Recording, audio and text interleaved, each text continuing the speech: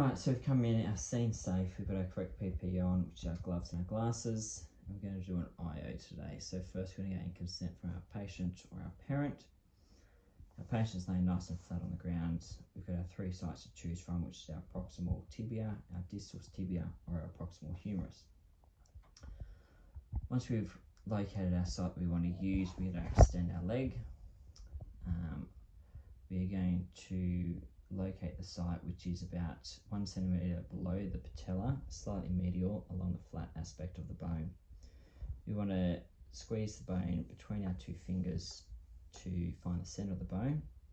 We're going to push down over the site with our thumb to determine the depth of the tissue to select the correct needle size.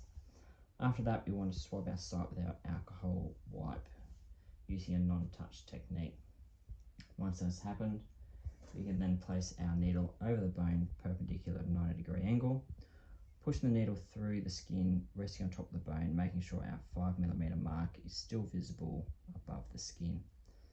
We're going to drill down slightly into the bone, making sure we stop once we feel a pop or a give, and we're not going to retract the needle whilst releasing the trigger.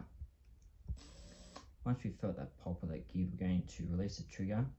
We're now going to remove the needle coming straight out of the cannula. The cannula is now secure into the bone. We're going to remove the stylet off the hub by twisting it anti-clockwise and placing it straight into a sharps container. Once we've done that, we'll place our dressing over our hub, securing it to the leg.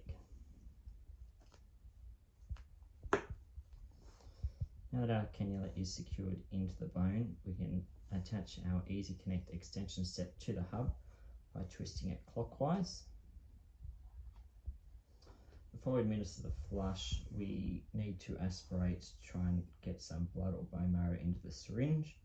If that doesn't work, we can aspirate after we've administered the flush. So we aspirate, we've got some blood and bone marrow, we can then administer our flush into the cannula. Once we've done that, we can then attach our IV line and administer fluids or medications as needed. Just remembering that IV bags will need pressurizing to be administered into the cannula. We can do this by using a blood pressure cuff.